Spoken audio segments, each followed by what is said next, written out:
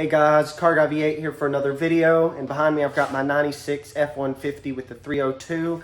I was just changing its oil, and I figured this was the perfect time to show y'all a new modification that I've done to it within the last couple months. And honestly, it's probably been my favorite modification so far, other than, you know, the 410 gears or something crazy like that. But this is an inexpensive modification, fairly easy to do, and let's get right to it. Oh, and also I've got the old body style Chevy in here too. It's going through some issues right now that I'm about to get resolved. I'll talk about that in another video. All right, sorry about the sun. It's early morning. But what do y'all notice when y'all look in here? You'll probably notice all of the extra room you have to work on the belt accessories and just extra room in general. That's because I threw in this set of electric fans. Let's see. And I measured from my old fan shroud, which mine wasn't the factory fan shroud. They put like a 460 or 7.3 fan shroud in it from a different year, and it came all the way to the accessories. So whenever I was taking apart my 95 over there, it had the correct belt or fan shroud, so it came to about right here. But still, that is not a lot of room to work. This literally added an extra 4 to 5 inches of room. And let me show y'all how I have it wired in. All right. Now, you know me, I like old school. Old school. So I had to go with a switch right here. It's a tiny bit crooked, and I'll fix that. There we go. And, you know, I've got the tachometer, trying to make this an old school muscle truck. Well, I've got the wiring, you know, running up under the dash. Actually, there's only one wire running inside of the truck, and it's hidden going up under there, under the pedals.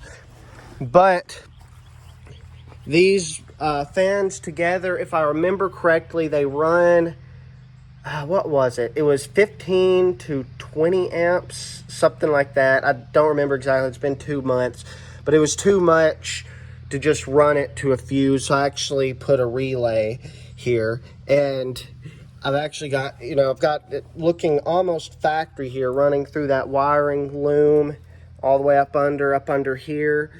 And both fans come on at the same time. I've got them wired, so you flip that switch, both of them come on, and the wiring also runs up under here and comes around. There's a fuse going to the positive side as well, right there, an inline fuse.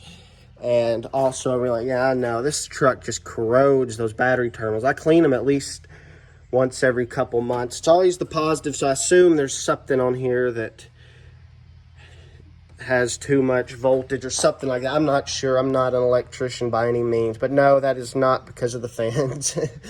It's been like that since I bought the truck. But yeah, I've got it looking almost factory, except for this wire, which that's the one that goes up under the dash, which it's actually runs in the same spot that the tachometer wire does, that green wire. So yes, now I guess I'll show y'all how they work. I've also got it going into the fuse block here, the fuse box, onto a power on fuse only. So you can't just turn it on and accidentally leave it on. See, like right now, you could flip that switch all day and nothing's gonna happen, but I believe I put my keys inside, so I'm gonna cut the video right here and I'll go and grab my keys. All right, now I've got my keys, just to show y'all they're not in yet. Now let me turn the ignition to the on.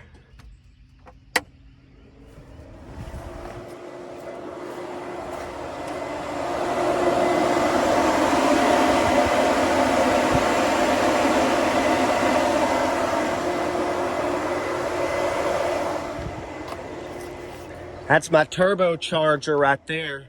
Then, turn the key off. Did you see that? They went off. If I can switch that. But yeah, that's the electric fans, and honestly, I'm really happy with it. I was surprised by how little I've actually had to use them, even in the 95-degree Texas heat.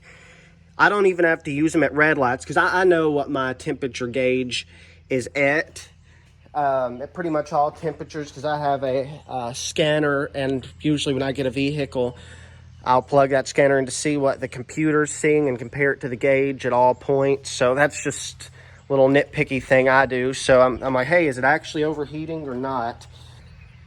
So one thing that surprised me after the fan install was how much different the low end torque felt. It seriously felt like 10, 15 foot-pounds down low. I didn't really notice anything up high.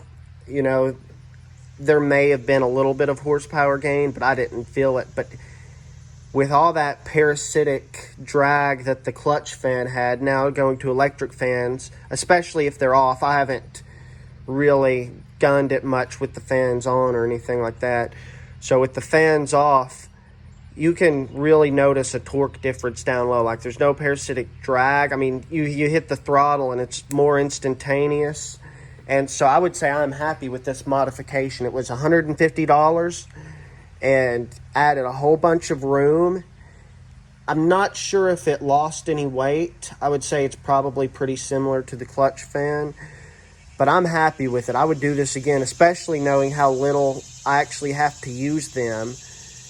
I could drive around probably all day as long as I don't get in any extended red lights and never even touch the fans.